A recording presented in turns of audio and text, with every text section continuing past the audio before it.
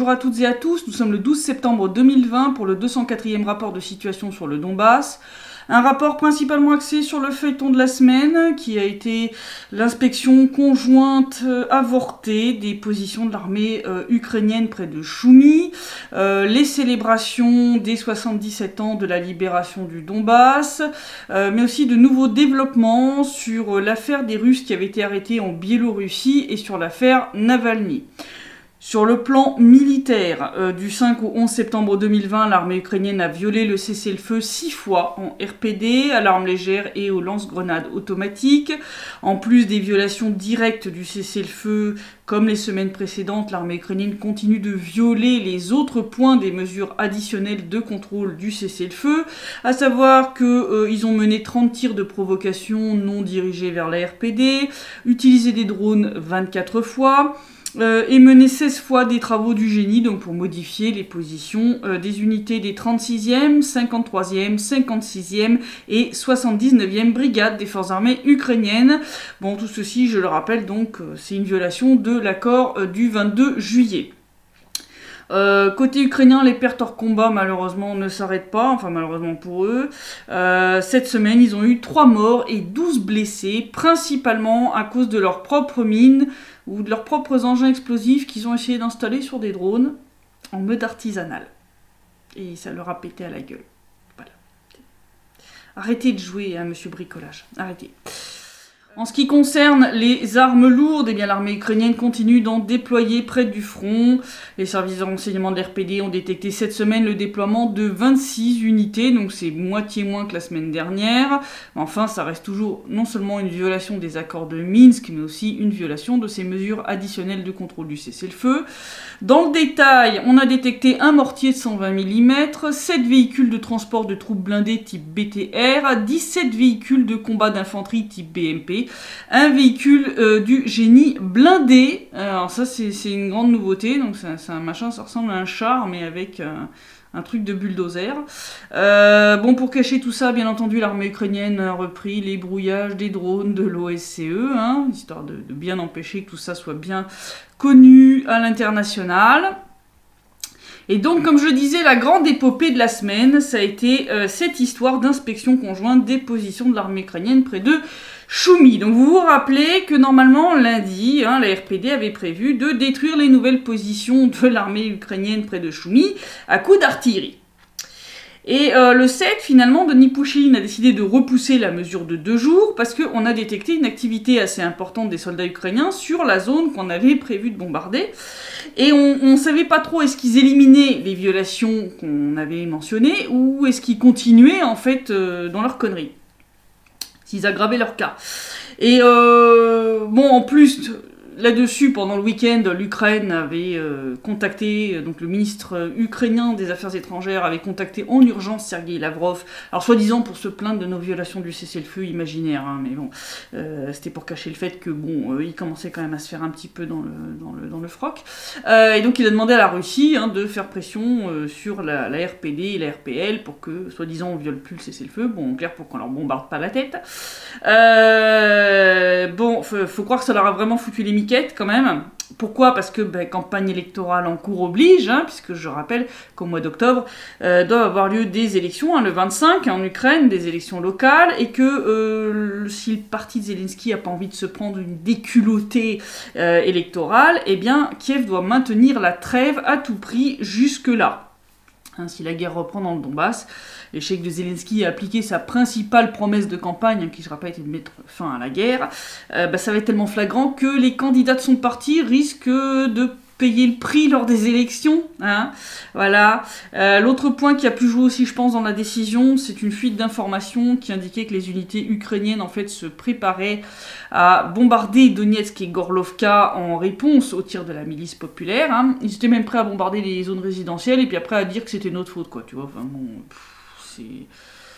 Les mecs sont prêts à faire un bain de sang et à dire que c'est de notre faute. Je rappelle que c'est vous qui violez les mesures additionnelles que vous avez signées. Donc le 9 septembre, 2 jours plus tard, on a tenté une nouvelle fois d'amener l'Ukraine à régler pacifiquement le problème, parce qu'on comprend bien qu'à partir du moment où on va avoir recours à ça, c'est comme ouvrir la boîte de Pandore. Hein. Si on tire à l'artillerie sur ces positions, c'est clair qu'ils vont nous répondre, et ça va être reparti comme en 14. Et donc là, on a appelé une réunion urgente du groupe de contact par vidéoconférence, et miracle, l'Ukraine accepte une mission d'inspection conjointe, donc avec des représentants de la RPD et des représentants de l'Ukraine au sein du CCCC, hein, donc le centre conjoint de contrôle et de coordination du cessez-le-feu, hein, donc c'est le boulot, hein, et des observateurs de l'OSCE, pour aller voir les positions qui posent problème à Choumi, donc inspection qui devait avoir lieu le lendemain, le 10 septembre. Et malheureusement, tu vois, les accords de l'Ukraine, c'est comme le sortilège, tu sais, qui a permis à Cendrillon d'aller au bal, tu vois, hein, avec le carrosse fait à partir d'une citrouille et tout. Une fois passé minuit, tu vois, le miracle a disparu. Et le lendemain, donc l'Ukraine a rétro-pédalé sous des prétextes tellement délirants. Franchement, ça aurait pu finir pendant ce temps-là à Kiev. Parce que dès le 9 septembre, quand la réunion a été finie et qu'on a eu l'accord de principe, parce qu'ils ont donné un accord de principe, mais bon, il fallait qu'on précise les coordonnées qu'on voulait aller visiter. Et donc le 9 septembre, le jour même de l'accord, hein, on a transmis à l'Ukraine via l'OSCE les coordonnées pour l'inspection conjointe. Et en fait, dès le lendemain matin, quand l'Ukraine écrit à l'OSCE, oui, parce que l'Ukraine ne nous écrit pas directement, hein, voilà, on est un peu des pestiférés pour eux, ils ont évacué des coordonnées qu'ils ont confirmées à l'OSCE, une paire de coordonnées qui concernait le point le plus problématique, justement. Sauf qu'on l'a vu, et qu'on a dit, non, ce point-là, on va aller le voir. Hein. Voilà, donc déjà ça, on le sentait mal. Et puis, alors donc... comment ça devait se passer? Eh ben, le chef de la représentation de la RPD au sein du CCCC, Ruslan Yakoubov, devait, après travaux de déminage pour dégager le passage, se rendre depuis la RPD vers le côté ukrainien pour aller rejoindre ses collègues ukrainiens au sein du CCCC et les observateurs de l'OSCE pour aller mener l'inspection. Et là, alors qu'il est déjà sur place, 20 minutes avant le moment où il doit passer la ligne de front, l'Ukraine demande, tenez-vous bien, un test PCR négatif pour le coronavirus. Les mecs qui sont au milieu de nulle part, hein. Je vais vous montrer les photos qui ont été prises sur place hein, par le CCCC. Les mecs qui sont au milieu des champs, quoi. Tiens, où tu vas trouver un test PCR pour le coronavirus? On ne sait pas. Comment tu vas fournir le résultat du test en moins de 20 minutes? On ne sait pas. Voilà, donc ça c'est du délire. Ils ont demandé, ah oui, qu'il enlève aussi tout chevron, acronyme ou mention de l'RPD, tant sur son uniforme que sur ses papiers de mission, ou sur les documents d'identité. Donc ils ont demandé soit un passeport ukrainien, soit un passeport russe. C'est du délire, mais complet. Non, il n'est pas là pour émigrer en Ukraine. Il est juste là pour passer quelques heures pour mener l'inspection, c'est tout. On arrête les conneries. Quand je vous dis que ça aurait pu finir pendant ce temps-là à Kiev, hein, non, là, c'est du grand n'importe quoi.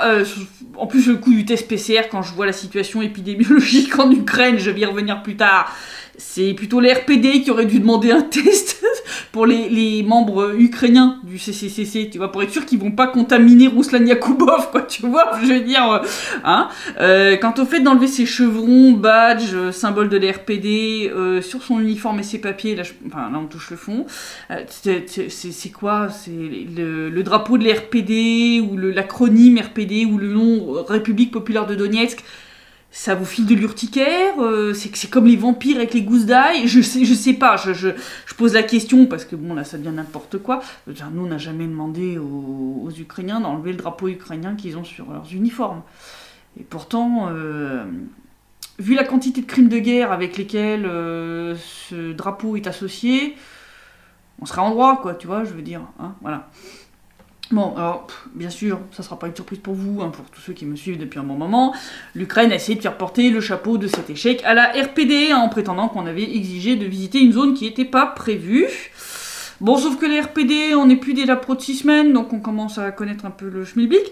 Donc on avait gardé tous les échanges de courriers et de messages avec l'OSCE, et donc la RPD a tout publié. Je vous renvoie vers l'article que j'ai publié à ce sujet sur Donbass Insider, vous avez tous les screenshots, voilà, toutes les lettres, les échanges par messagerie, etc.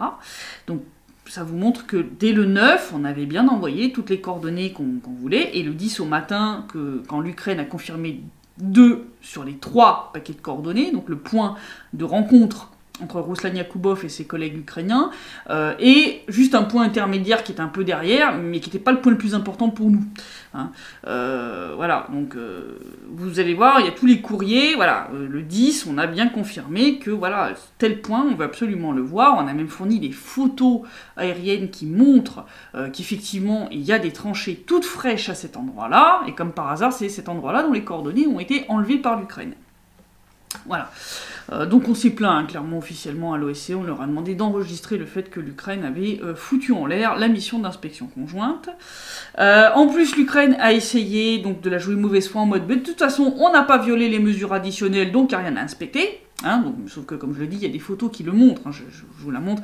Voilà, vous voyez très clairement, il y a des tranchées toutes fraîches. Toutes fraîches. Je veux dire, tu peux pas raconter des cracks comme ça se voit. Hein, je veux dire, voilà. Bon, je pense que pourquoi l'Ukraine a fait ça, très clairement parce que même s'ils peuvent pas se permettre une violation manifeste de la trêve et la reprise des hostilités, dans le même temps, comme Zelensky se fait dicter sa politique par les néo-nazis, et que les néo-nazis se sont arc-boutés contre cette histoire d'inspection, on se retrouve à continuer la valse à 1000 temps, hein, un pas en avant, un pas en arrière, un pas en avant, un pas en arrière. On a eu des trucs assez délirants. Il y a un certain nombre de journalistes, je mets des gros guillemets, hein, en Ukraine, faudrait leur retirer leur carte de presse. Je pense entre autres à Yuri Boutousov, le rédacteur en chef de Censor.wa, qui a quand même appelé les soldats ukrainiens à tuer Ruslan Yakubov, s'ils venaient mener l'inspection côté ukrainien. Tuer le membre d'une délégation pacifique, c'est un crime de guerre. Bon, je sais bien que vous en avez déjà une liste longue comme un jour sans pain, mais non. Non, un journaliste qui appelle des soldats à tuer un membre d'une délégation pacifique. Ça, c'est plus qu'une violation de la charte de Munich, ce mec devrait être traîné en justice, hein, je suis désolée, enfin c'est là... Là, faut arrêter. Tout scintille en Ukraine, tout va bien. Bref. On a eu aussi l'ancien ministre des Transports, Volodymyr Omelian, qui a annoncé un Maïdan contre Zelensky, hein, et appelé à pendre toute personne qui négocie avec la Russie. Alors, les mecs, je vous rappelle quand même que Minsk 1 et Minsk 2, c'est vous, l'Ukraine, qui les avez réclamés, parce que votre armée était en train de se faire exterminer en 2014 et en 2015 lors de la bataille de Debaltsevo. Vous nous avez fait chier pour les signer, ces trucs. Vous avez même fait chier la Russie pour que la RPD et la RPL signent ces accords. Et maintenant, vous nous sortez publiquement comme ça, faudrait pendre tous ceux qui négocient avec la Russie. Ah mais y a pas de problème les mecs. Non mais dites-le ouvertement. Si vous ne comptez vraiment pas appliquer les accords de Minsk, dites qu'ils sont morts, on reprend les hostilités à grande échelle, mais il n'y aura pas de Minsk 3. Je vous préviens. Parce que le cirque, ça a assez duré. Ça fait plus de 5 ans que ça dure ces conneries. La patience de la RPD et de la RPL, contrairement à la connerie humaine et entre autres à la vôtre, à Kiev, elle n'est pas infinie, hein. Voilà, il y a des limites à un moment, je veux dire, voilà. L'autre option, vous appliquez ce que vous avez signé. Mais vous arrêtez la valse à 1000 temps, un pas en avant, un pas en arrière, j'ai un moment, ça devient lassant, ça casse les couilles à tout le monde. Stop, je veux dire, on sature tous, hein, voilà.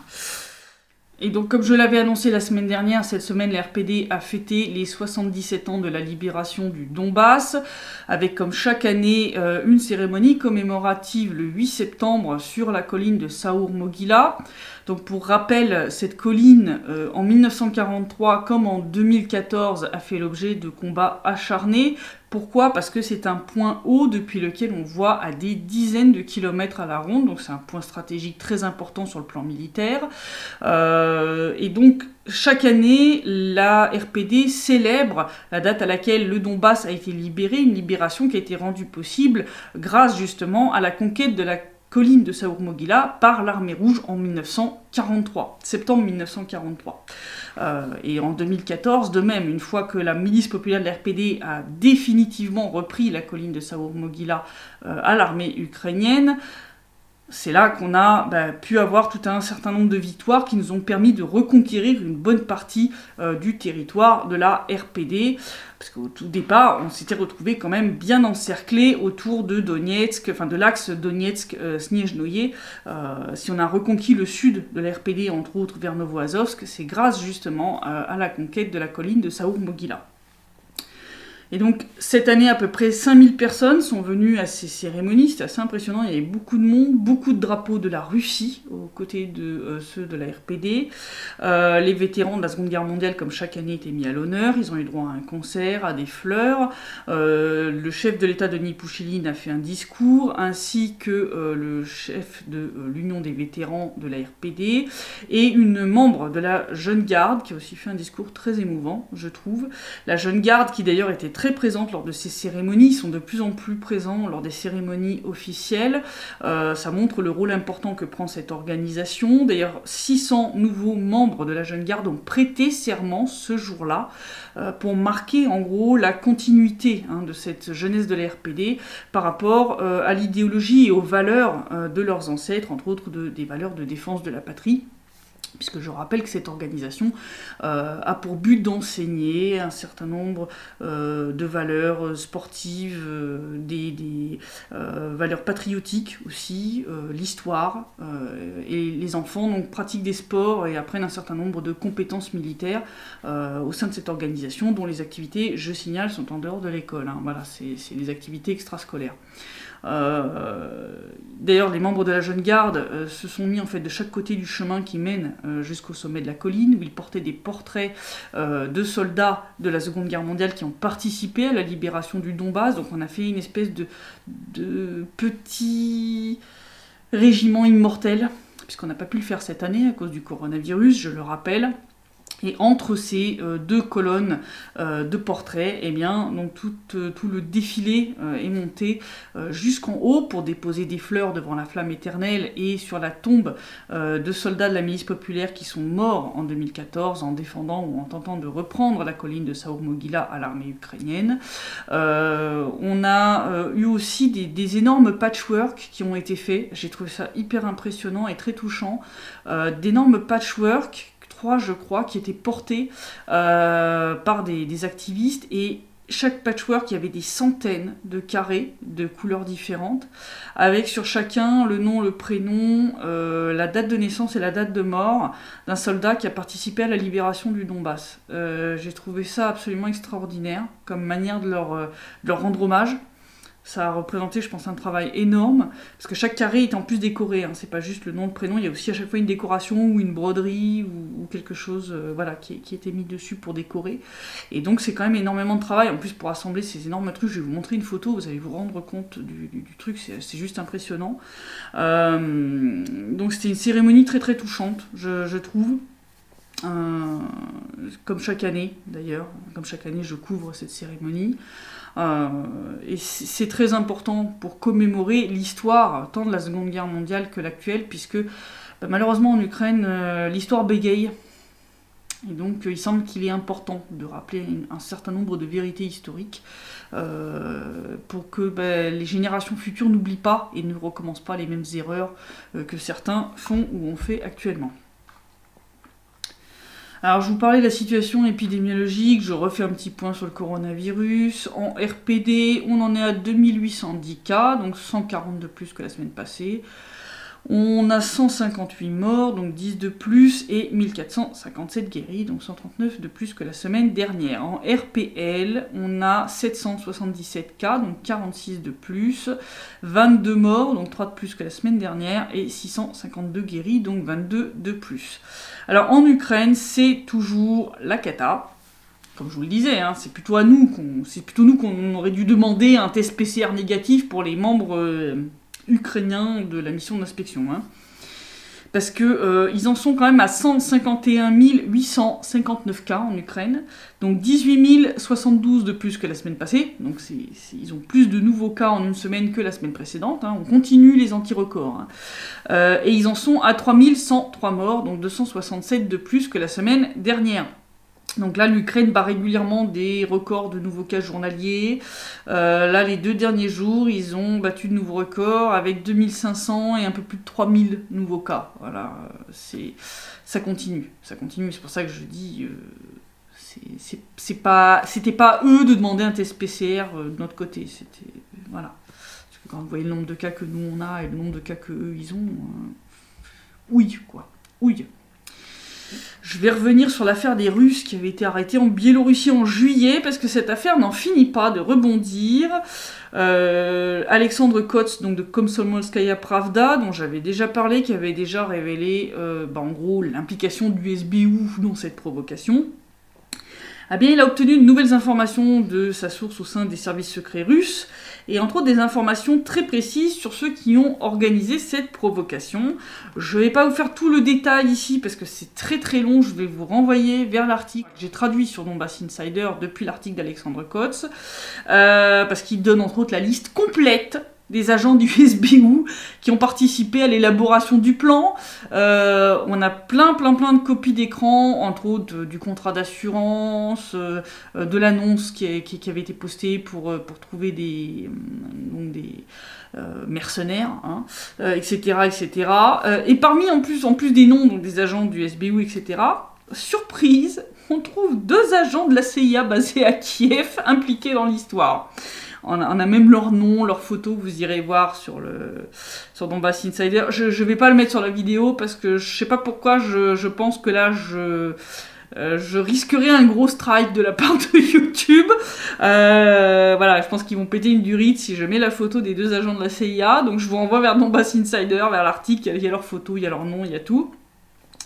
Alors ce que révèle cette source au sein des services secrets russes, c'est que le plan de départ du SBU était bien celui dont j'avais parlé, hein, celui qui avait fuité dans la presse ukrainienne, qui était de faire atterrir l'avion de force en Ukraine avec l'aide d'un agent du SBU qui serait dans l'avion et qui prétendrait soit être un terroriste, soit être super malade et qu'il a besoin d'atterrir en urgence. Oui, ça vous rappelle quelqu'un ? On va en parler aussi. Mais il semble que la CIA a apporté des améliorations, hein, en portant le plan à un niveau géopolitique un peu plus high level. Hein, et qui était donc de tenter de foutre la merde entre la Biélorussie et la Russie. Donc il semble que effectivement il y a eu les deux options et que finalement bon voilà, la CIA a poussé ça à un autre niveau, mais que le plan de départ c'était bien l'info qu'on avait obtenue via les différentes fuites qui ont eu lieu dans les médias ukrainiens après l'échec de l'opération. Hein. Donc c'est quand même très intéressant. Hein. Quand je vous dis cette histoire, je pense qu'on n'a pas fini d'en entendre parler. Je pense qu'on va encore découvrir des horreurs. Pareil pour l'affaire Navalny d'ailleurs, hein, puisque j'en parlais, hein, parce que Navalny est sorti du coma, il paraît qu'il est frais comme un gardon, hein, qui parle d'après les médecins allemands, ce qui, encore une fois, relève du miracle, parce que normalement, physiquement, chimiquement et biologiquement, c'est impossible s'il avait réellement été empoisonné au Novichok. Hein, je veux dire, les très rares qui ont survécu au Novichok grâce à un traitement extrêmement urgent, ils ont gardé des séquelles neurologiques importantes. Hein, l'un des gars auxquels je pense, entre autres, il est mort à peine quelques années après. Hein, il a survécu, mais il a eu énormément de mal à s'en remettre, et il est mort quelques années après. Hein, donc, je veux dire... très certainement à cause des séquelles liées à son empoisonnement. Hein. Donc, je veux dire, qu'avec le fait que le mec est sorti du coma et qu'il parle déjà, déjà il y a un truc qui colle pas. Je vous ai dit, hein, c'est le défi à la science, hein, ce mec. Hein, faudrait l'installer à Lourdes ou créer un nouveau Lourdes, mais en Russie avec Navalny, je sais pas, parce que bon, si le mec il a droit à des miracles comme ça. On continue d'ailleurs dans l'utilisation géopolitique, hein, de cette affaire, puisque l'Allemagne a exigé de la Russie une enquête transparente, de faire toute la lumière, d'enquêter sur l'empoisonnement de Navalny, mais Berlin refuse de fournir les résultats d'analyse de Navalny, hein, les résultats qui soi-disant montreraient qu'il a été empoisonné. Alors d'abord c'était sous prétexte de secret défense, Et maintenant, ils disent que Navalny doit donner son consentement, que sans ça, ils transmettront pas les données. C'est du grand délire. Hein. Je vous dis, cette affaire, on marche sur la tête. Moi, les journalistes qui relayent ces conneries, genre le Spiegel, etc., je vais en reparler. Mais votre dignité, vous l'avez foutue où? Au fond des chiottes? Non, parce que sincèrement, quand vous voyez le truc, que ça tient pas du tout la route, et que vous relayez toutes ces conneries, hein, genre le Kremlin a tenté d'empoisonner Navalny, soit vous avez un QI à un chiffre, soit vous avez bradé votre dignité définitivement. Non, parce que c'est pas possible. Je veux dire, à un moment, retourner à l'école, reprendre des cours de physique, chimie et de biologie, parce que c'est... Moi, je sais plus quoi faire, je sais plus quoi dire. Hein. Quand je lis les conneries que je vois dans les médias occidentaux à propos de cette affaire, je suis désolée, il y a un bon paquet de gens, ils méritent pas la carte de journaliste. Hein. C'est des propagandistes. Vous prenez le truc, vous répétez comme des perroquets sans vous poser de questions. C'est quand même grave. Hein. C'est quand même grave, parce que déjà, l'histoire du secret défense, la Bundeswehr qui refuse de donner les résultats des analyses. Secret défense de quoi, en fait? Non, parce que si c'est réellement les services secrets russes qui ont empoisonné Navalny, la formule chimique du poison, ils l'ont déjà. Hein. C'est pas un secret pour eux. Hein. Voilà, un petit peu de logique dans le truc. Et si c'est la méthode de détection du poison, vous prenez réellement les Russes pour des buses. Pour des débiles finis qui savent pas ce qu'est un spectromètre de masse ou bien non parce que bon ils savent ce que c'est hein, je veux dire le sang et les urines de Navalny ont été passés au spectromètre de masse en Russie hein, je veux dire voilà ils savent l'utiliser aussi bien que vous et puis la deuxième excuse qui a été donnée ensuite concernant donc le consentement de Navalny. Depuis quand dans une enquête criminelle il faut le consentement de la personne pour avoir les éléments de preuve pardon. Ça s'appelle de l'obstruction. Dans la plupart des pays normaux, c'est puni d'ailleurs. Obstruction à une enquête criminelle. En plus, l'Allemagne avait prétendu à un moment avoir fourni les données d'analyse à l'OIAC. Sauf que c'est pas vrai. Donc finalement, hier, il y a une délégation de l'OIAC qui s'est rendue sur place en Allemagne. J'attends de voir le résultat du schmilblick.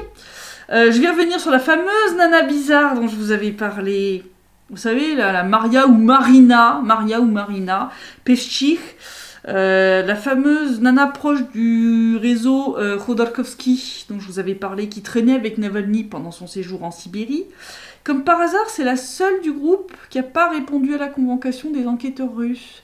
Elle s'est barrée en Allemagne, tu vois, quand ils l'ont convoquée, ça s'est sauvé. Hein, voilà. Bon, elle a prétendu ne pas avoir été convoquée, elle a corrigé son prénom en disant je m'appelle pas Marina mais Maria, ça c'est des détails de merde, hein. Je veux dire, faut arrêter les conneries. Moi j'y crois pas, l'histoire qu'elle a pas été convoquée, parce que tous les autres proches de Navalny qui étaient avec lui lors de son séjour en Sibérie, ils ont tous été convoqués, ils ont tous été témoignés. Donc ça aurait été très étrange qu'elle ne soit pas convoquée non plus. Hein, je veux dire, faut arrêter les bêtises. Et alors si on part dans le bizarre, alors là accrochez-vous bien. Parce qu'il y a des médias qui ont enquêté hein, sur cette nénette. Ils ont découvert que le père de cette femme travaille dans le domaine médical et des nanotechnologies. Il est le copropriétaire de la société qui s'appelle Igla, qui produit des micro-aiguilles. Et sa fille elle-même participe au projet Skinport, visant à permettre l'injection de drogues et de vaccins à travers la peau, sans devoir passer par le flux sanguin. Donc le but c'est d'avoir des injections sans douleur. Vous le sentez venir le truc pas net ou pas? Hein?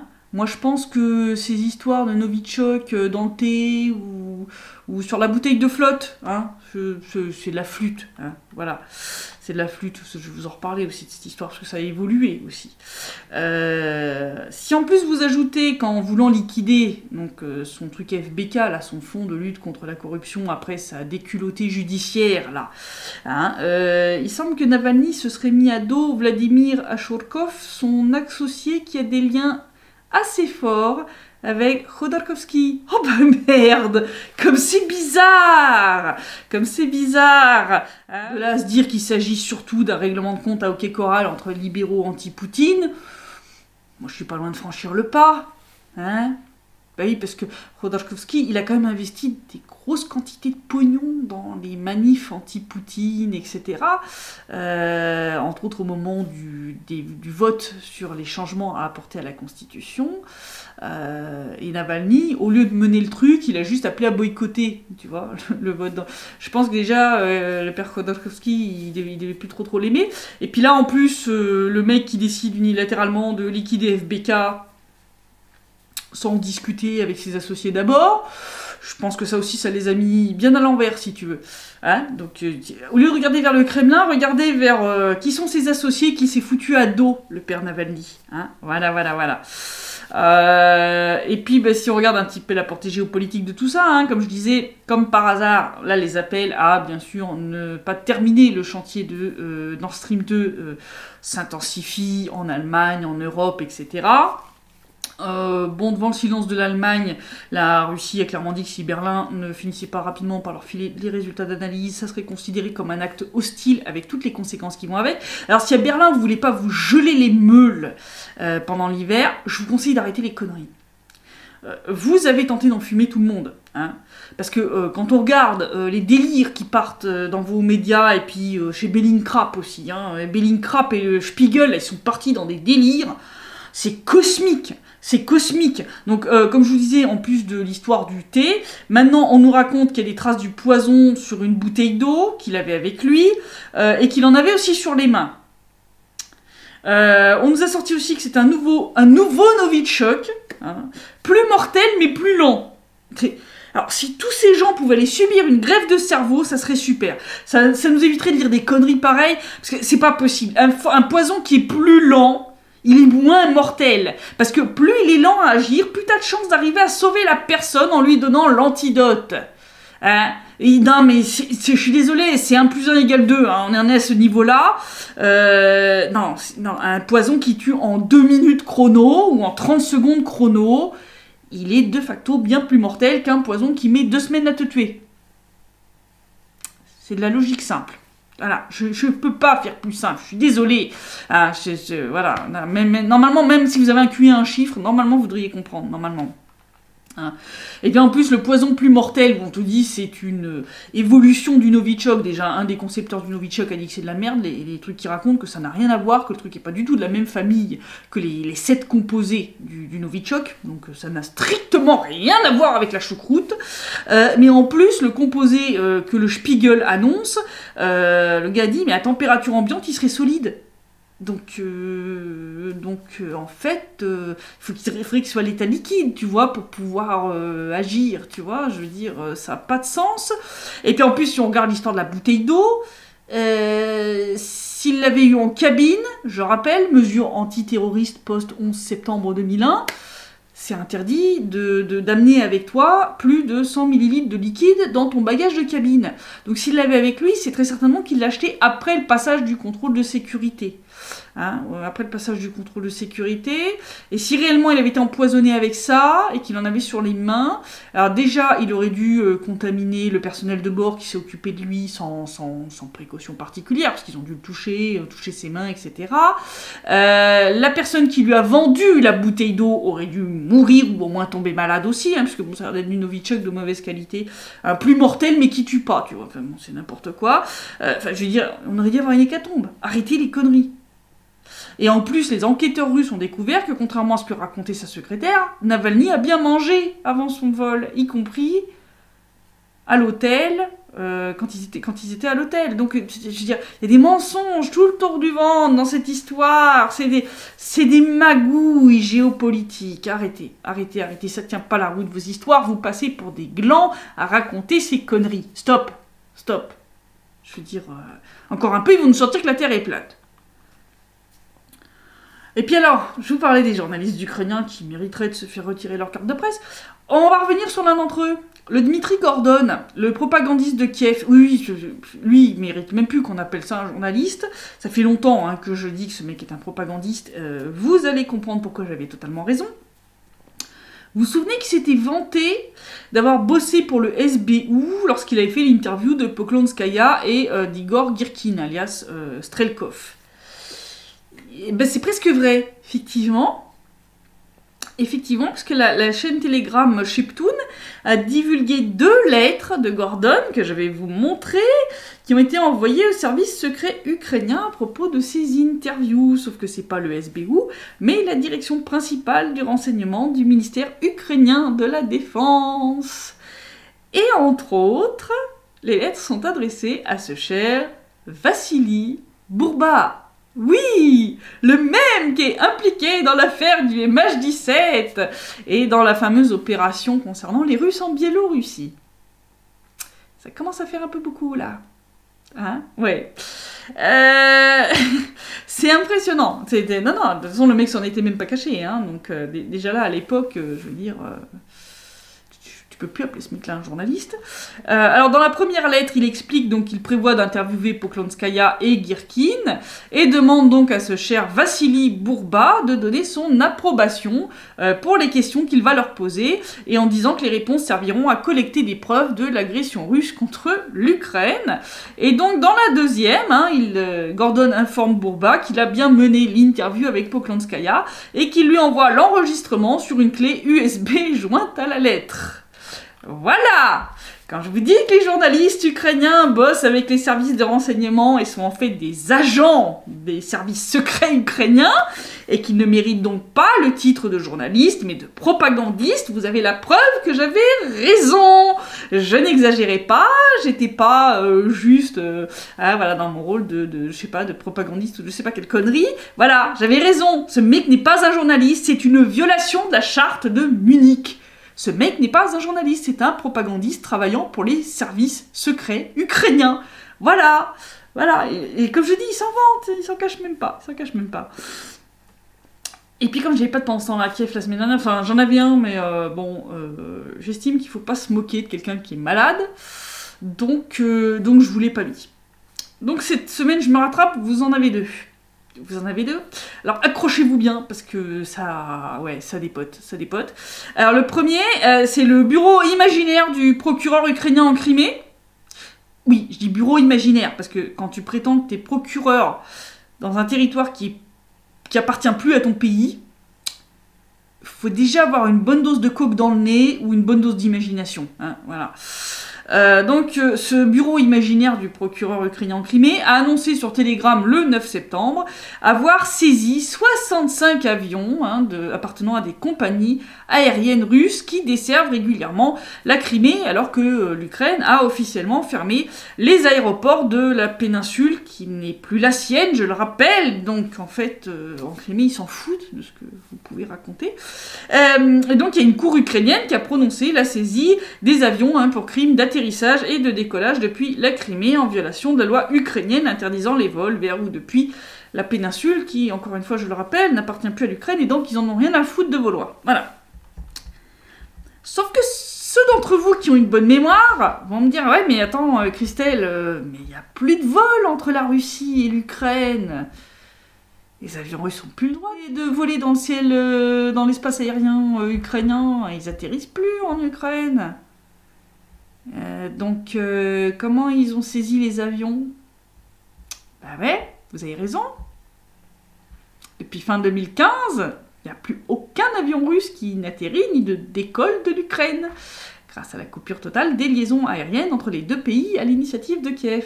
Bon, à part l'avion qui avait mené l'échange de prisonniers, mais à part celui-là, les autres, ils n'ont même plus le droit de rentrer dans l'espace aérien ukrainien. Donc en fait, les avions en question qu'ils ont soi-disant saisis, ils sont pas sur le territoire de l'Ukraine, qui est contrôlé par Kiev, parce que bon, comme ils continuent de croire que la Crimée est à eux. Donc en fait, la saisie des 65 avions, elle est aussi imaginaire que le poste de procureur ukrainien en Crimée. Voilà. C'est la saisie par contumace, votre truc, en fait. J'ai une petite question pour le ministère ukrainien de la Justice. Pour postuler à ce poste de procureur ukrainien en Crimée, il fallait disposer d'un dossier psychiatrique déjà bien chargé ou d'un certificat, d'analyse de sang montrant que les mecs prennent du LSD, de la kétamine ou je sais pas quelle connerie. Non, parce que à part les fous furieux qui se prennent pour Napoléon ou ceux qui prennent de la drogue dure, on est d'accord qu'il y a personne de sensé et de normal qui peut accepter un poste imaginaire et sortir des annonces de saisie tout aussi imaginaires que son poste. On est d'accord, hein, une personne normalement constituée, qui consomme pas de drogue, qui picole pas, elle fait des trucs comme ça, elle va devenir complètement dépressive, elle va se suicider. Non, mais non, on est bien d'accord quand même, parce que, non, là c'est n'importe quoi. Là c'est n'importe quoi. Là faut arrêter. Faut arrêter. Stop. J'ai plus de mots. Quand je vous dis que dès que je crois qu'ils ont touché le fond, ils continuent de creuser, ils vont finir par trouver du pétrole. Et il n'y a pas que les procureurs imaginaires qui sont complètement zinzin en Ukraine.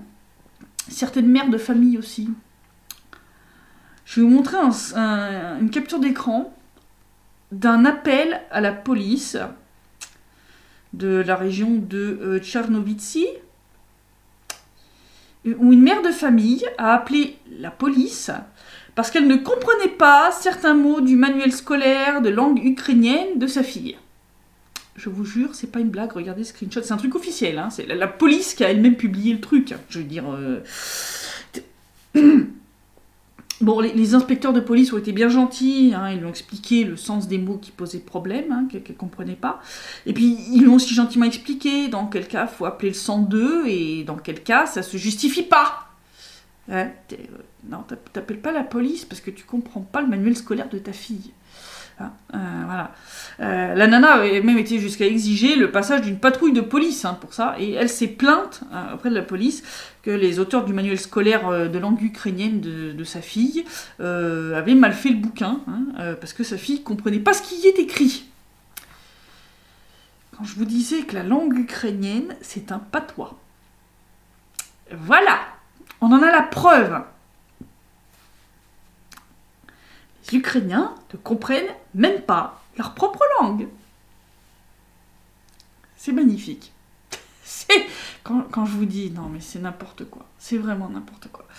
Bref, concernant le festival Étoile au-dessus du Donbass, en fait, ils disent que le festival commence aujourd'hui, mais en fait aujourd'hui c'est l'arrivée de tous les participants, et donc l'ouverture officielle en fait est demain. Donc je vais m'y rendre demain pour rencontrer Faina et donc faire un petit reportage.